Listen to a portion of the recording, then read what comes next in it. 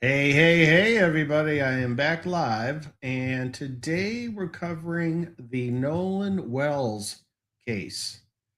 It's kind of crazy as far as I'm concerned. Why would you not release information that's public to the public? But let's get into this. You may or may not know what's gone on, and I feel bad for this young man and his family, but let's see what we can share information with everyone. So, Nolan Wells was an 18-year-old college football player. Was a wide receiver for Southwest Mississippi Community College. Now, it was tragic and suspicious regarding his death, which of course drew public attention and national media coverage. With that, we'll go back a little bit regarding the disappearance and recovery. So hang in there with me. Back on July 4th of this year, Nolan went on a boat trip with three of his friends to Horn Island.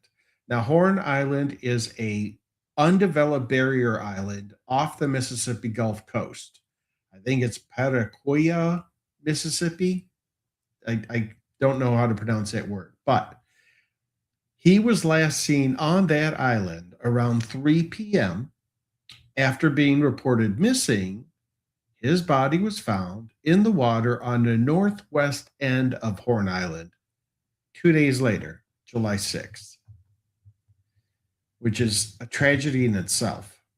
2 days later. As far as the investigation and the sealed autopsy, while initial local authorities stated they suspected drowning, which would be a valid first thought process, I assume, and did not immediately suspect foul play, the official Mississippi State autopsy report has been completed, but it was sealed by the district attorney of Jackson County to be presented to a grand jury, which left us, the public, waiting and waiting and waiting. July 4th. It's now August 18th. Now, the family of Nolan, Mrs. Christine and Elmore Wansley, mom and dad, were dissatisfied with the lack of transparency. So I assume they were not privy to what was sealed. So they hired a civil rights attorney named Ben Crump. Now, Ben Crump, being a civil rights attorney, is representing the family in his own way.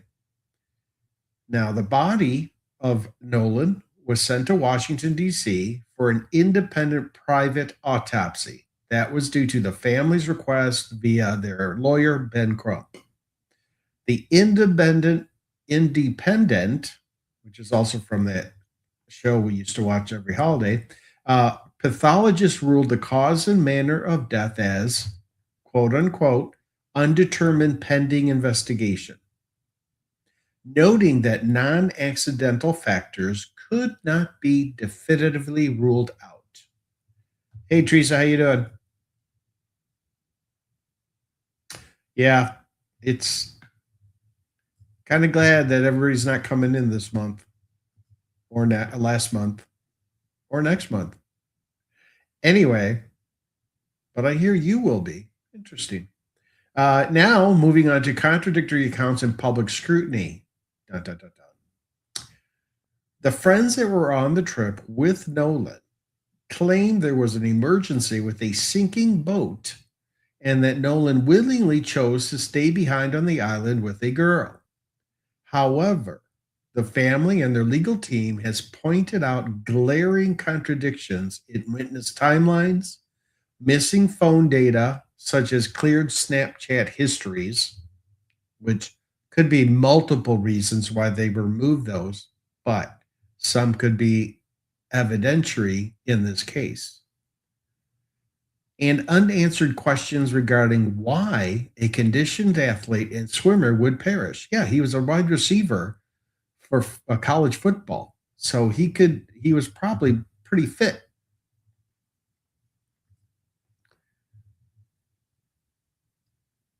Since this is a worldwide known case being developed more and more by multiple news outlets and content creators. There were high profile figures that got involved, such as Al Sharpton, Tyler Perry, and former NFL star Terrell Owens have collectively put up a $125,000 reward for information leading to an arrest if a crime is proven to have occurred. Now, depending on what the autopsy showed, right, which we don't have access to, it's been sealed. And I'll get into the reason why, at least from what we heard from the county attorney, district attorney. But with that, not knowing, you want to assume that it was just maybe a drowning incident or something happened that would be legitimately not so much a crime that occurred. But because we don't have that information, it leads us to start thinking outside the box. So,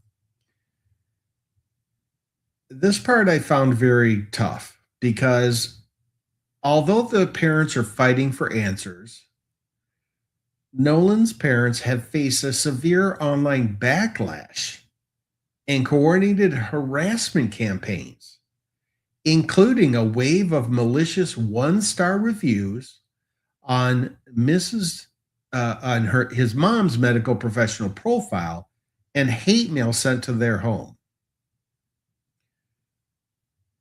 Why? It doesn't make any sense to me. Why? They've lost their child and they're just trying to get answers, right? So I did a little deep dive looking into this, and the harassment is driven by several compounding factors. First, racial tensions and high profile advocacy. Nolan Wells was a young black college football player who died following a holiday trip to Horn Island with a predominantly white group of peers. The family's decision to retain civil rights attorney Ben Crump and enlist the support of national figures like Reverend Al Sharpton thrust the case into the national spotlight, drawing intense focus on issues of racial justice and transparency. And this polarization, I should say, has triggered hostile pushback from online trolls and offensive local factions. That's from Wikipedia. And not everything is about race, but it is a possible impact in this situation. I don't know. But that's one of the reasons why they're receiving such negative feedback. Another one, intense public speculation and misinformation. If we don't know, we start thinking outside the box, like I said a moment ago. Because the official autopsy results were sealed by the district attorney pending a grand jury review, it leaves us to sink the public's fears. Mind goes everywhere, right? So we have, without the actual facts, you start getting competing narratives, conspiracy theories, and unverified rumors across social media platforms, fueling anger from various sides of the issue. I don't want to just leave it at race, right? I want people to focus on a young man has passed, right? And we're trying to figure out how that occurred. That's all.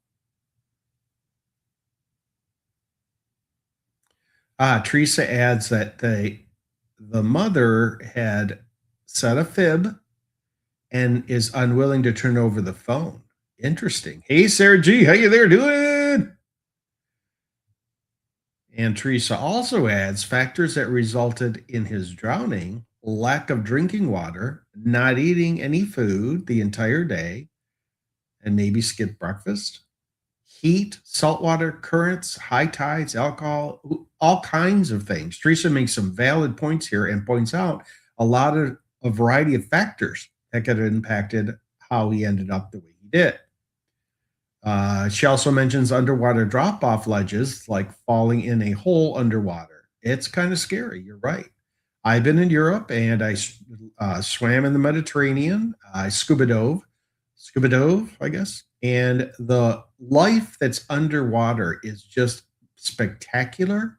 But I never did anything where I got caught into a tide or a undertow or anything like that. So I was blessed. I was able to get in and get out in 2 hours. So I was happy. But Nolan wasn't so as fortunate.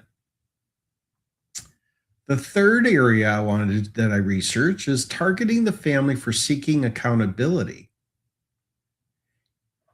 His parents want to know what happened. How can that be a bad thing?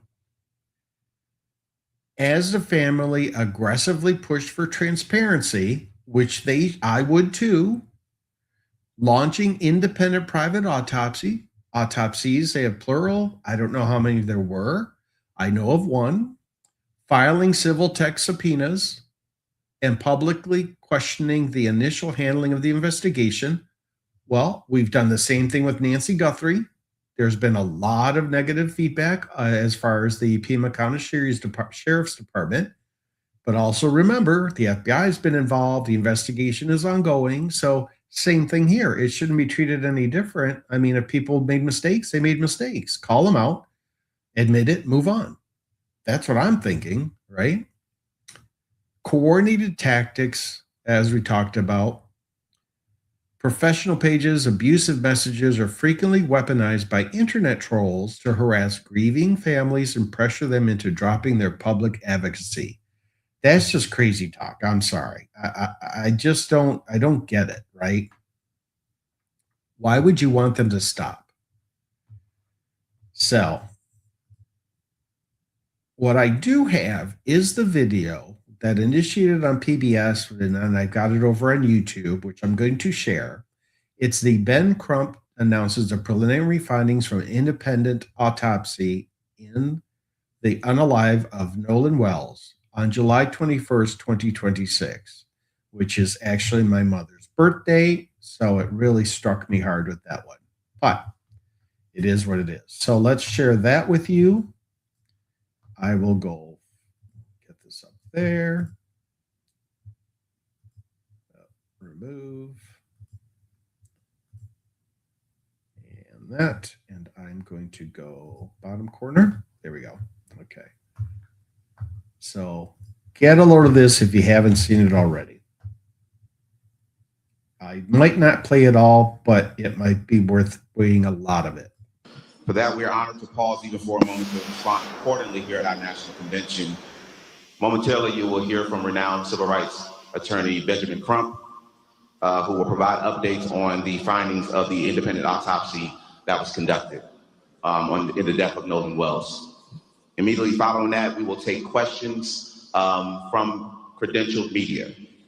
We'll attempt to answer as many questions as we can. However, we want to be respectful of the fact that we do have additional programming that is going on to conclude our convention today as well.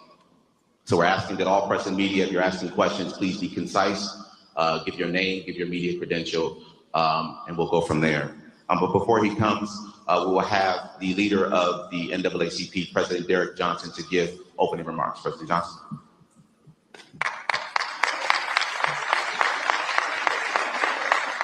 Good morning. Far too often our young people are confronted with challenges, and many jurisdictions and states don't take those challenges serious. We cannot allow another individual, particularly a young Black man's death, go uninvestigated.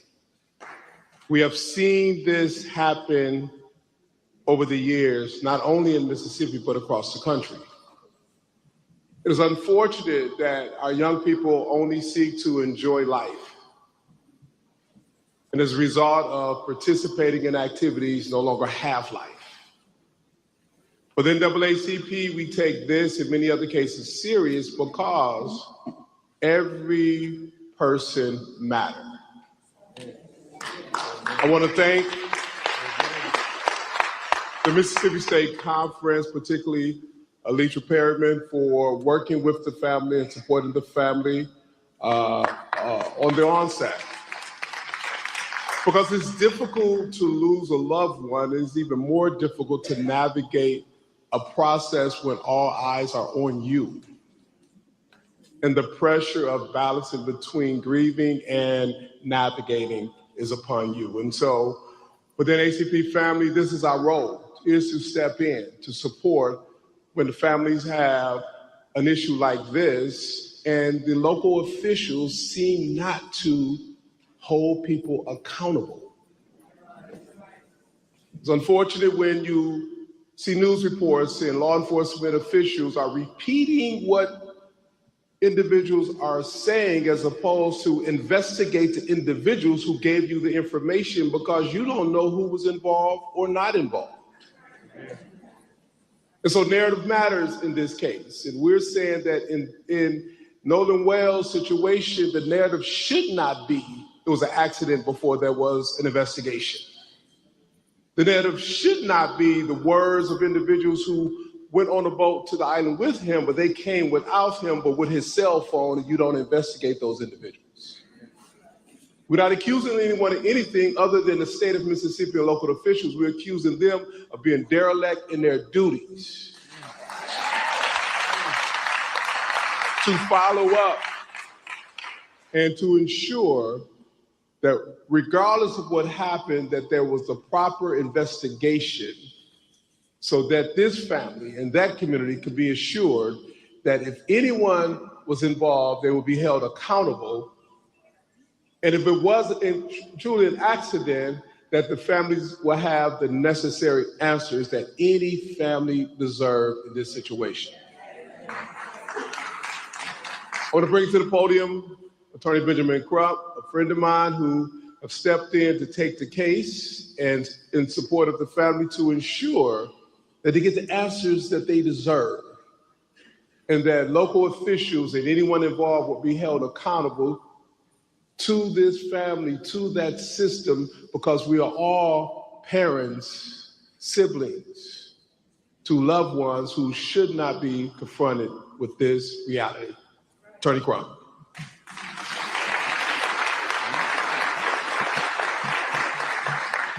Thank you very much, President Derrick Johnson, for your leadership, for the leadership of the Mississippi Conference of NAACP, and being there during the homegoing services to help the family go through what no parents want to go through. Thank you to Chairman Leon Russell, my longtime mentor from Florida, who helped raise so many of us. Thank you for always being there, Chairman Russell. As President Johnson said, I'm Attorney Ben Crump, representing the family of Nolan Wells, but it's not just me, it is a team effort of incredible, dedicated lawyers and investigators and paralegals. Attorney Lisa Park, attorney who you'll hear from in a few minutes, Attorney Eric Hertz, Attorney Gary Buchan, Attorney Camila Moore,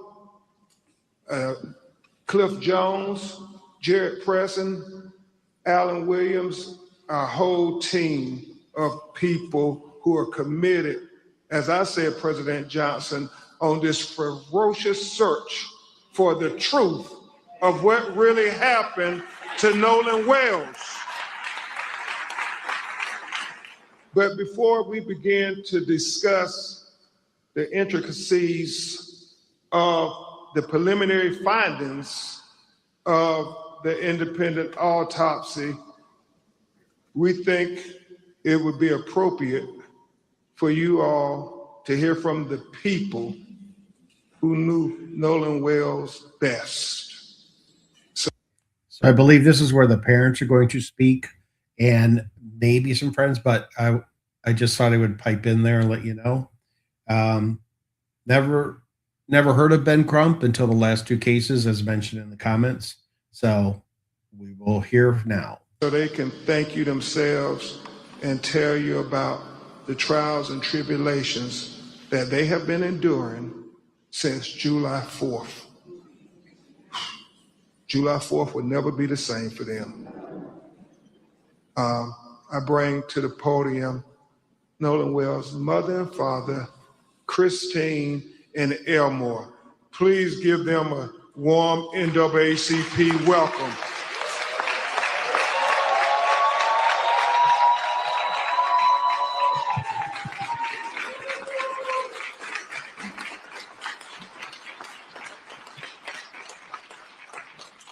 First of all, I want to say thank you all so much. Thank you to President Johnson as well as Chairman Russell. This has been a difficult journey. Losing a child, it truly breaks your heart.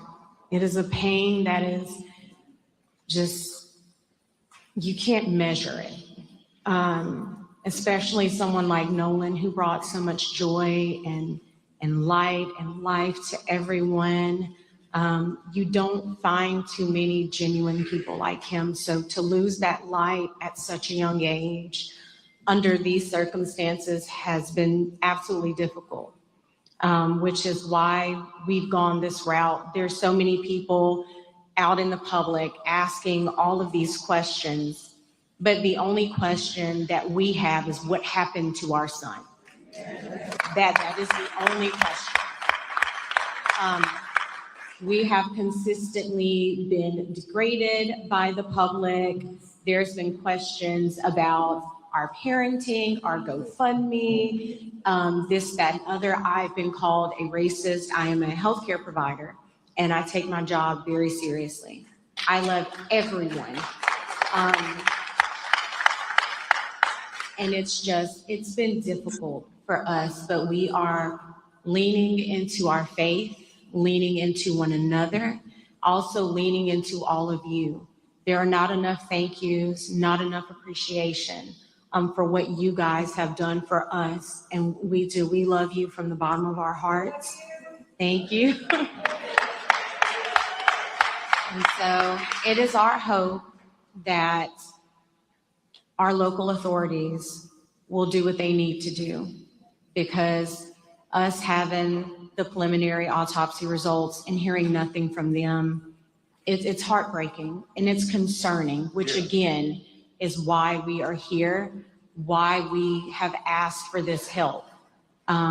So again, thank you all so much for your support. We appreciate you, we really do.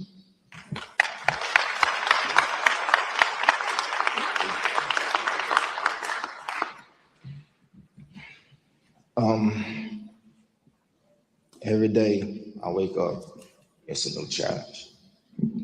Knowing that a part of me I will never talk to, I will never hold, I will never play around with or get mad at, it's not here anymore. Nolan brought a lot of joy to our family. He was the wittiest one out of everyone. The clown.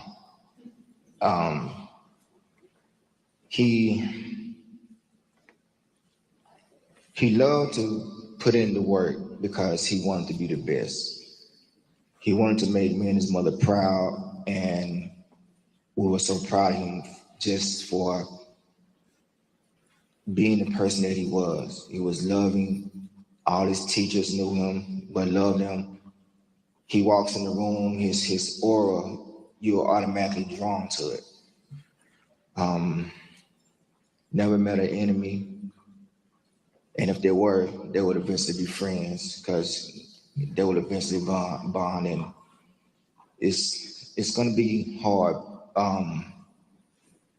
He should be at football practice right now, calling me after practice, Dad, I made this play, or I made that play, or I get a text with 3 or 4 videos of him doing this, running this route, making this block. And what you think? What you think I should do? And I will give my honest, because I always tell them, if anyone is going to be totally honest with you, it's going to be me. And it's not because I'm being mean, but people outside of your family are going to tell you what you want to hear. I'm going to tell you what you need to know to make you better. It's going to be hard for our family from here on out. And like I said, every day is a challenge. We're going to miss our son. And like my wife said, we just want honesty. We want to know what happened to our son, because the things that you're telling us, that's not the character of our son. We know our son. I understand, our children would do things that, that would kind of dumbfound us sometimes, but the things that we're being told, there wasn't Nolan. So please keep us in your prayers, keep him in your prayers. And we're going to keep pushing and fighting until we find answers. Thank you guys for your love and support.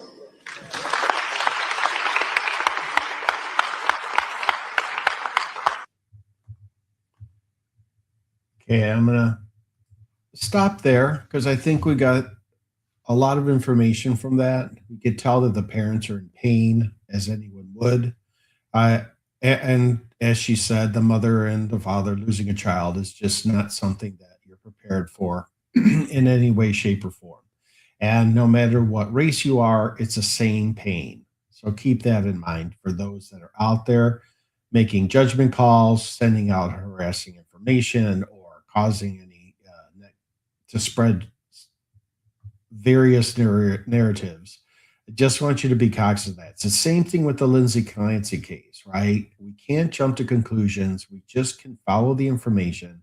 And I watched Lauren's stream last night as long as I could. She made a valid point that I still remember, that we're only seeing through the eyes of the witnesses based on the questions that are presented to them. We don't know the full picture. We don't know the whole dynamics of the family. So not to take away from what she had done, but I think the trial is going to share more information the best it can. And we need to help and wait to see what the outcome is. Everybody has a perspective. Totally understand. Everybody has an opinion. Totally understandable. But same thing in this case, it seems that until we get all the information made public, it does leave room for doubt, for an accident, or something that occurred without a criminal impact, but we shall see. So going on with that,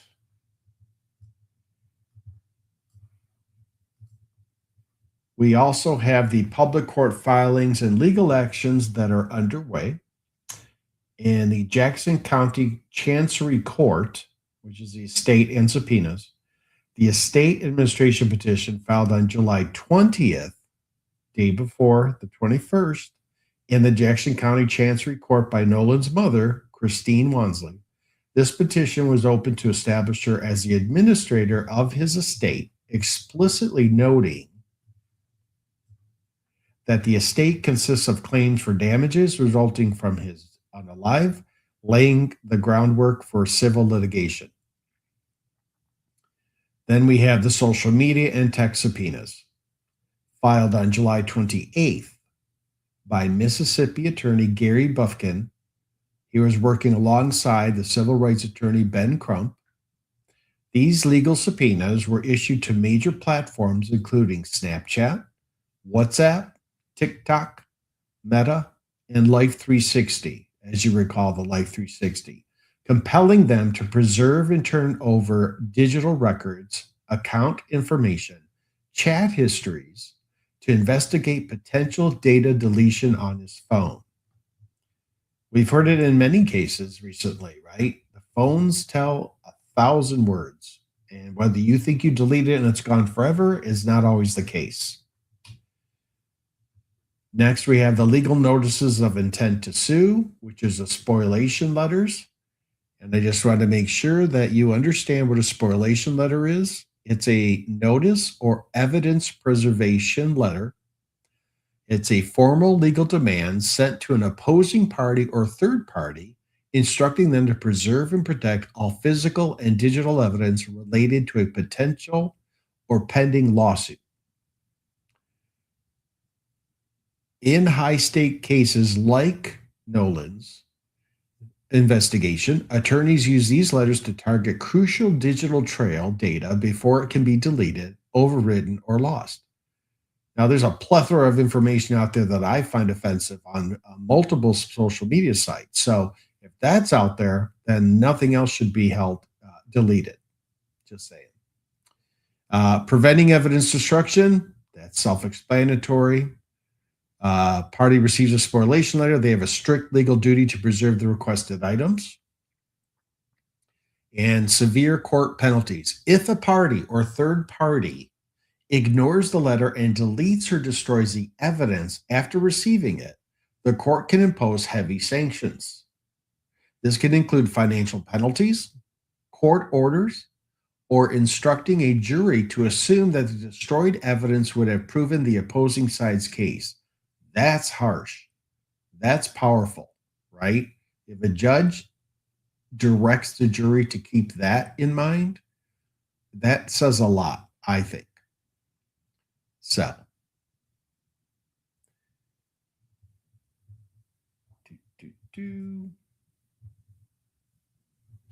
then we have the criminal investigation and grand jury status.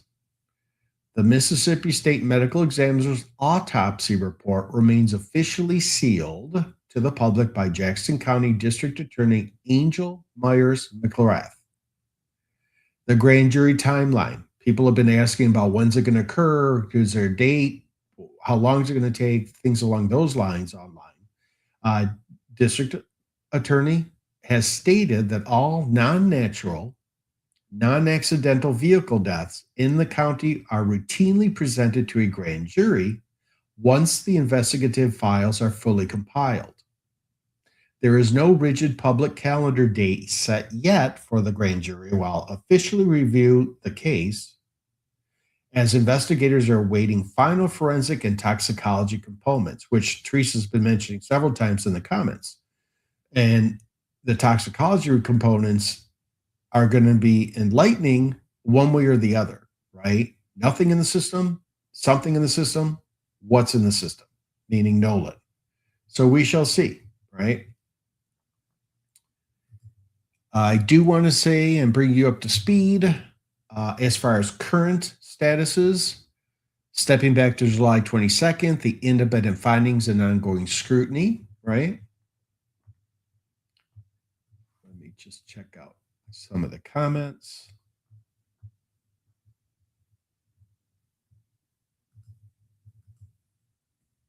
So Teresa writes, so they need to STFU and wait instead of gaslighting the public and not accuse innocent friends and lie about the phone calls and phone and lying about them erasing the photos. She lied too much.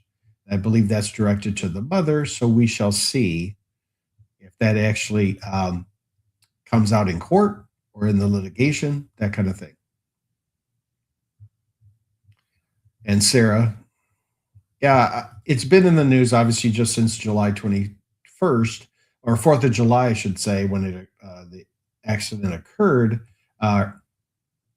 He went missing on July 24th. His body was found on July 6th. That's what I intended to say. So, Sarah, yeah, it's been in the news nationwide, just so you know. It's really important that we stay on top of things like this. It's been covered by many content creators. So I'm grateful for that. I'm just getting into it as part of my long list of streams that I had planned.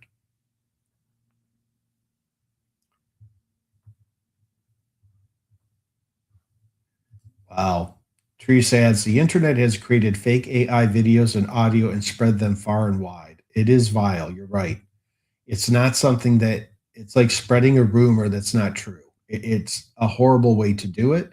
And it definitely impacts everybody because some people will follow that lead and think it's true, and it's not.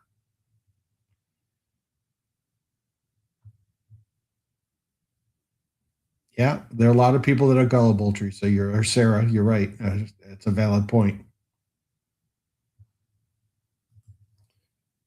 The media failed once again and made us think day one, some guys took a black kid to deserted island and killed him and left him there. That was the narrative until the truth came out. That's a strong statement. You're right. And that's not something that, in my heart of hearts, I don't believe that was the case. Prove me wrong. That's all I ask. Hopefully not. Yes, Sarah, it is infuriating. You are correct. It's a tough situation. We are talking Mississippi. I don't know how things are there versus here in Arizona, but there are stereotypes, there are mindsets, there's cultural differences, things along those lines. It didn't take long, but a lie travels around the world before the truth can get to its shoes on. And many have been arrested for unaliving threats against friends. Yes, that's a valid point. Thank you, Teresa. And yeah, it's a tragic in every way. That's the hard part. Exactly. So back to July 22nd, civil rights attorney Ben Crump and the family released the preliminary results of the independent private autopsy at the NAACP National Convention in Chicago, which would have been going on after this, but I didn't want to go into too deep and spend all the time watching the video. Hopefully I have the link in the description. If I don't, I will add it. Unless you want to watch it, please let me know in the comments. Then July and August, the grand jury preparations, as the Jackson County District Attorney's Office prepares to present evidence to a grand jury. We don't know if it's occurred yet. We're now into August. Going to August 12th, calls for federal oversight. The Congressional Black Caucus issued an official letter to U.S. Attorney General Todd Blanche and FBI Director Kash Patel urging an independent federal review. They have a lot of power in government, and they have every right to ask or even demand that action be taken. And the most current, latest update is as of yesterday, August 17th. NAACP joins the legal team. The NAACP's Office of General Counsel officially announced it was joining the family's legal team. So now they got some big guns, let alone the previous big guns. So they have a powerful backing in this. I don't think it can be swept under the rug. I don't think it's going away anytime soon. I think that we're going to start hearing more and more, and I hope more and more content creators covered it, because again, any person who's unalived should be treated with respect, and the family and friends left behind need answers. And that's all she requested in that caucus, right? That's what she said. I think that is my most up-to-date information, which is good.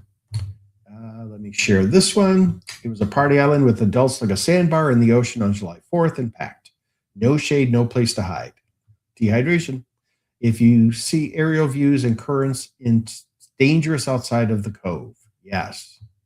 Okay. Well, that's good information. And again, it needs to be brought out to the light, because to find him 2 days later, right, it does make you think he got caught in a swirl. His body was tossed around and went with the currents. I mean, that's a possibility. But all the parents want to know is that it? Was that the truth? Is that what happened to our son? And I don't think they're asking too much.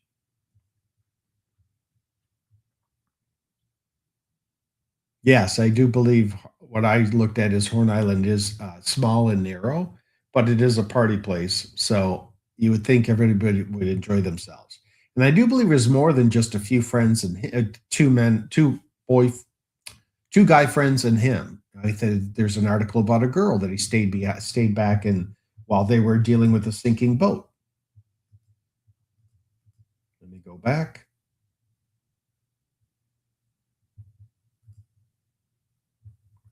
I'm trying to find my notes.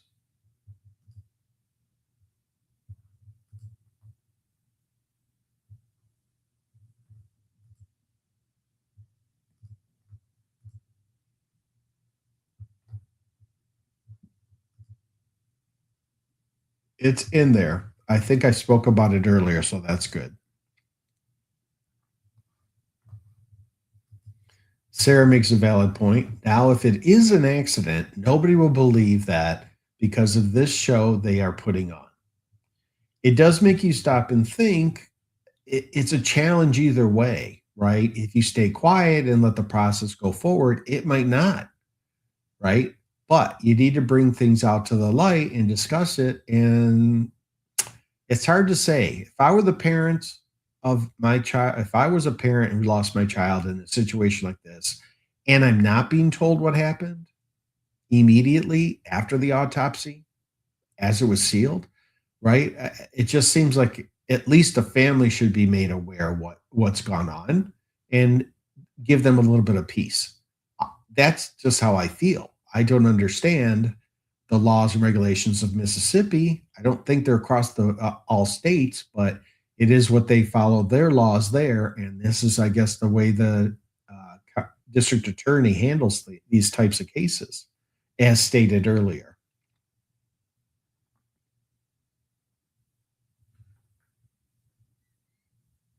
Teresa writes, rip currents aren't a possibility. It's a real thing, and the high tide came in around 3:30. It was low tide when they arrived. I know this because I looked it up. No one else on YouTube bothered. Thank you, Teresa. I appreciate it immensely that you shared that with me on my stream, because it's all those little details through the investigations that we all do, not just the investigators, law enforcement, that we share and find information out to share with others.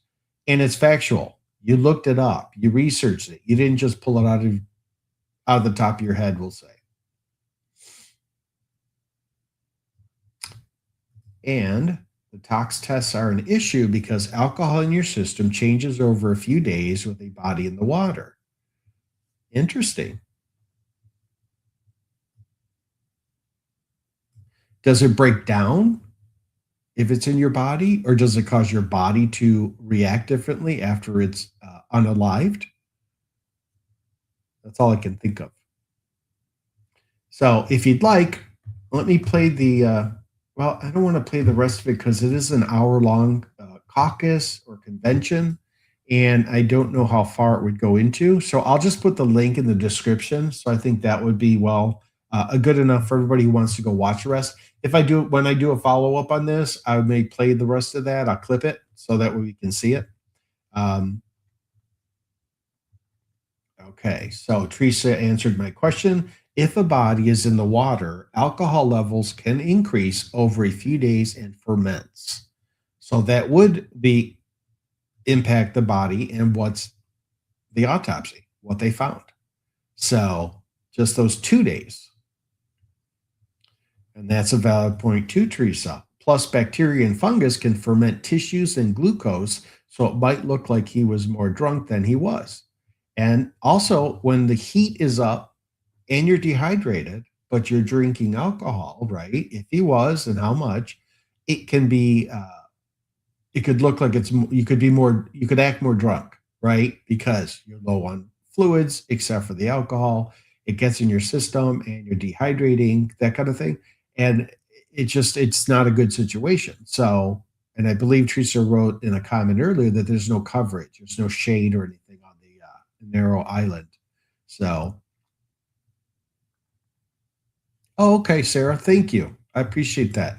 Sarah writes, the sugars break down and read as alcohol is the most basic way of putting it. Thank you. I appreciate that. It is irritating that it does that, because then it could look like he was excessively drinking when he really wasn't, right? So that's the kind of information we need to know. So why would it be going to a grand jury? What information do they have that they would need to go to a grand jury to see if there's someone they need to arrest? The two guy friends that they had with him? Are they assuming that they did something? I've not heard those actual words, but I'm sure they're out there because of the variety of misconceptions that are being spread. So, yeah, 9 hours is a long time if he had not eaten at all, if he had not continued drinking water. But remember, he was a receiver on a football team. I would think, and his body's probably in really good shape. So I would hope that he would think logically, stay hydrated, right? Don't let your muscles tighten up. Don't do anything that would be counterintuitive to his career as a wide receiver for community college. I just think that he knew better. So it's kind of difficult for me to believe that it was a natural. But again, until I hear all the details or more information, I really don't know.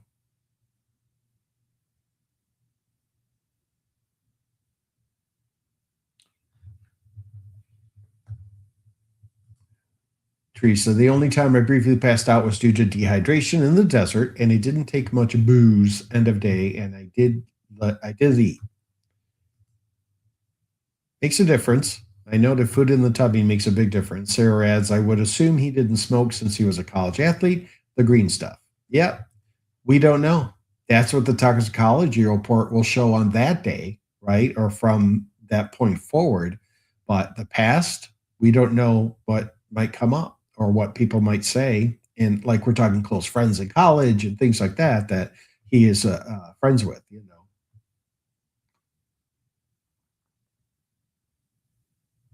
Yeah, Teresa,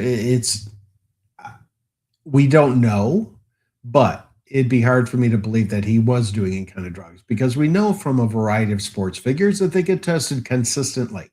So it would be difficult to hide something like that, or why would you even bother? Just don't do it, and then you don't have to worry about it. Again, he's just starting off his college career in football, and who knows what his aspirations were. I assume that he was looking to have a future in football. And I would think that he would do whatever he could to keep himself on that track, right? It just makes sense. So, what else can I share with you? Looking at my notes.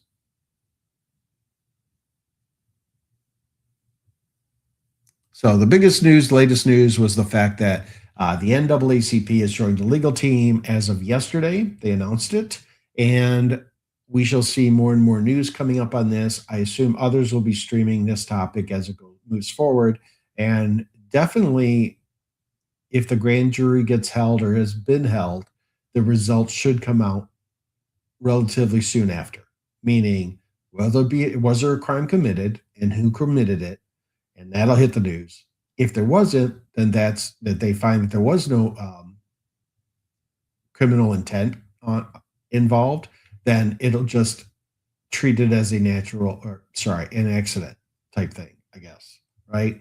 So we'll see what happens. And I'll keep my eye out on this one. I do have two other streams on topics that are pretty interesting as follow-ups, which I'm going to be doing. I may do one tonight, one tomorrow. I don't know.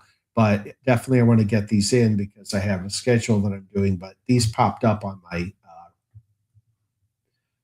my feeds, and I thought it'd be a good idea to cover them. For example, no, I'm not going to tell you. You're going to have to wait and see it and watch for yourself. So there. Teresa adds, my guess is he took off to poop or pee and got in the water away from others by walking up the beach. Walked right into a drop-off, and the current sucked him down and away. Drowning is silent. Again, it's a valid point. It's a possibility. It's something that could have happened. But again, the folks that are still there, that were there, can acknowledge something to that effect, that he walked, he left the group, he had to go use the restroom, something, right? So we'll know if that's true or not, if that's the case. Yeah, sir, it was a good theory, definitely. And Octum's razor, right?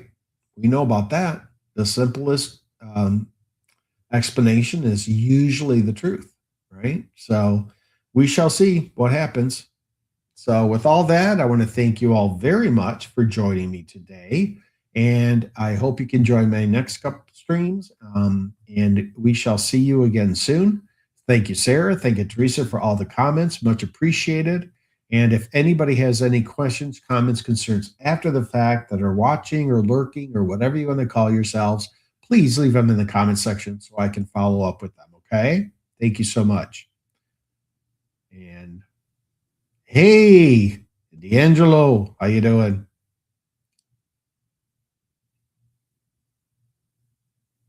Yes, I like that, Sarah. That's a good point. KISS, keep it simple, stupid. Exactly. It falls in the same lines. Okay, so I thank you all for attending once again, and we covered everything I was going to cover today with the latest news of the NAACP announcing that they're going to join the legal team for Nolan Wells' case as of yesterday. That's when they announced it. So that's my big news. You're very welcome, Sarah. You're welcome, Teresa. Thank you all. And you guys all, I appreciate it. Thanks for joining. So with that said, I thank everybody for joining, and we'll see you on the next one. Take care.